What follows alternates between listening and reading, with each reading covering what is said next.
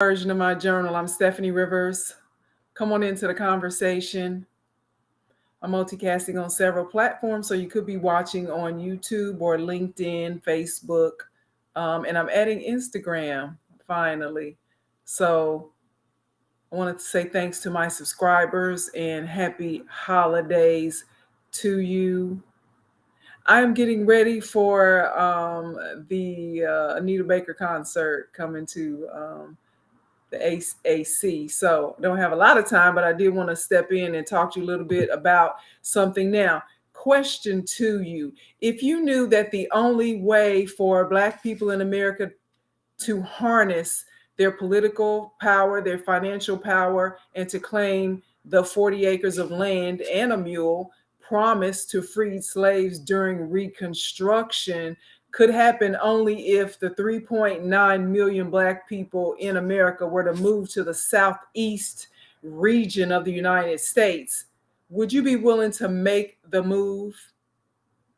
Is reverse migration the key to our success? That's the question tonight. Now, I'm asking this because I just watched a documentary called To Black Power. It's on HBO Max.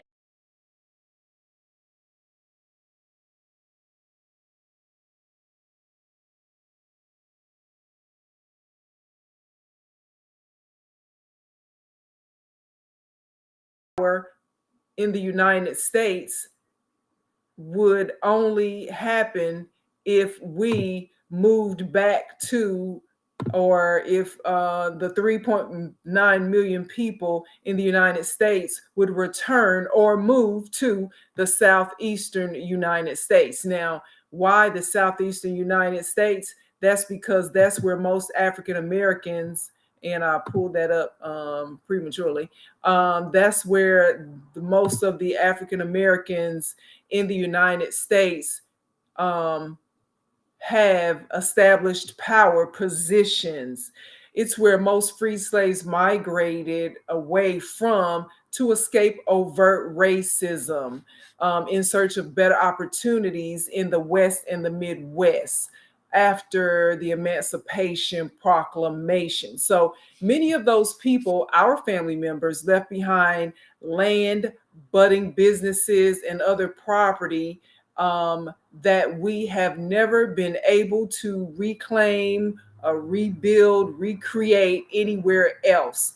And we constantly hear stories about how Black families, mostly in the South, lose their land because of ignorance of the law, failure to pay property taxes, or the land is sold off acre by acre until the family no longer has the majority ownership.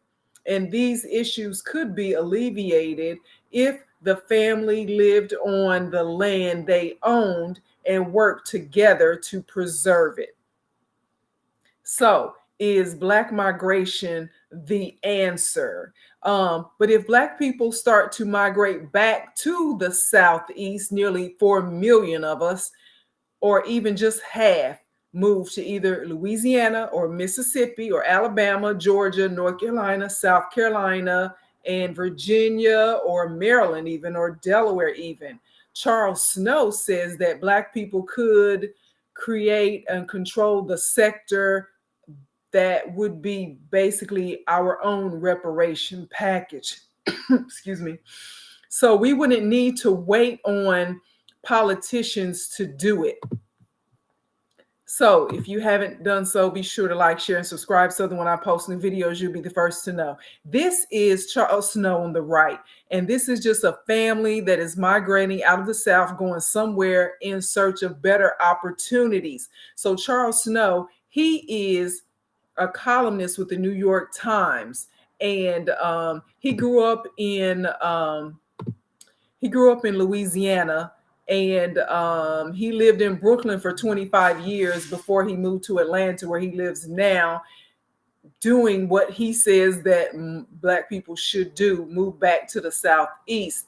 Now, I implore you to look at the documentary. It's on HBO Max, and you might be able to find it somewhere else, and discuss it with your family. See what you think about what his his idea is of how we can reclaim or create our own reparations package. The older I get, the more I realize that there are people in search of individual progress that most people are not willing to sacrifice their individual progress for community progress. And if a plan like this is viable, if it's going to work, the first thing would be to reestablish the importance of acting on behalf of the group, acting on behalf of the collective, even if that means that your individual progress was not immediate. Now, that is a picture of Charles Blow, and this is just a picture of family migrating from the South in probably the late 1800s. So, yeah, that is what I just want to ask you. Would you be willing to move to one of those states in the southeastern United States, or move back home if that's where where you grew up, if it would mean that we could focus our efforts on not trying to talk about how this politician is not doing it, that politician is not doing it, these people are not for us, and we could just collectively get our own political power, financial power, and land grab power back and move back to the South. That's my question to you. So first, we would have to reestablish the notion that collective power, collective progress is more important than individual progress. Because for the past few decades, that's what most of us have been focusing on, is individual progress and not collective progress. Secondly, in the past few decades, the African diaspora has become so spread out to the point that Black people in America didn't start from the same place. Some Black people in America are true African immigrants. They came here, their families came here on their own. Then you've got Black people from Jamaica, from the Dominican, from other places, in Europe even. So, and then you've got ADOS, African descendants of slaves. So our motivation to follow a plan like this would not be the same. We wouldn't even have the same motivation to do that, because some people don't understand your fight. That's when some people are experiencing whatever they're experiencing. If you don't have empathy for that, or you didn't go through that, it's hard for you to understand where they're coming from when they're so passionate about what they're talking about. Because I've talked to a lot of Africans, immigrants, and when I talk to them about the ADOS argument of reparations, a lot of them, let me just keep it short, they don't believe in it. And so yeah, so it's hard, be hard for us to say collectively to the 3.9 million Black people who live in America that this is what we need to do to get this reparations package, or just to live a better life, or to just collectively collect our power. A lot of people wouldn't buy into that. So then, yeah, if you want people to buy into that, then you would have to consider where they came from, where they're starting from.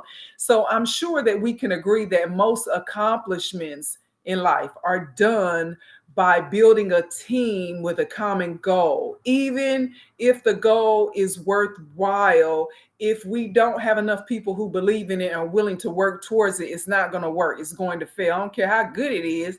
If you don't have enough people to work in unison, it's going to fail. A lot of times we are focused on our own success, so much so that we don't realize how little we have accomplished. Sometimes when I have to look back at, and that's just with anything, but let's just use somebody who wants to live in the city versus living in the suburbs, or when you ask them about their accomplishments, I have a nice condo or a nice house, they might say, I drive a nice car, or they come up with all these things that they're getting for what they think is progress.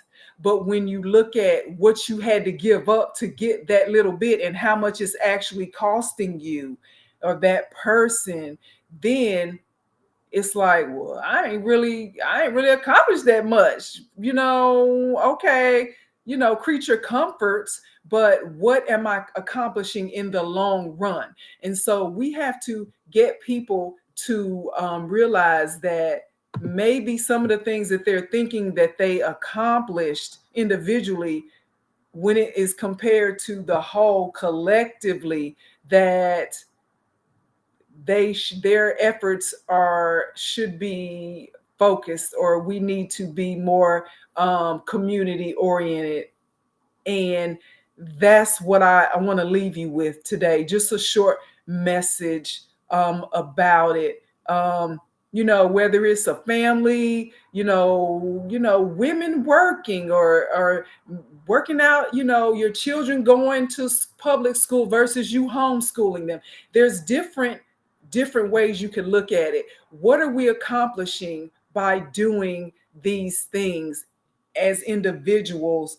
Oh, you might be able to say, oh yeah, my child went to Harvard University, but in the long run, is that, what is in the end, are they better for it, or they just are painting a pretty picture, about what progress looks like? Who is determining what progress looks like for you and your family and the African diaspora? So that's it. Just wanted to share that with you. Sometimes I don't have all the answers. So I just want to leave you with that. To find out, oh, we got a comment. Let's see, who is this commenting? Never miss a comment. Oh. So Laverne Adekunle is saying it sure happens. It happens to her family, and she is familiar with Charles Blow. So I know Laverne is from. Now Laverne tells me she's from Blytheville, Arkansas, and then she also grew up in a part of Georgia that I can't remember the name. And if you want to comment, Laverne, but you know it's as we move away, we think we're getting so much, and I'm not any different. I didn't want to stay in Knoxville, Tennessee. I wanted to move away. I wanted to go to, the big city. I want to go to Washington, D.C. I want to go to grad school. I want to do this, that, and the third. And, I lived and learned. But what I did realize is that for the amount of, money that you put in to living in a place like Washington, D.C., the money, the what you're getting out of it is so much less than if you put the same effort and money into living in the South. Because after I left Washington, D.C., I moved to North Carolina. No, I lived in North Carolina before D.C., but I moved to Texas.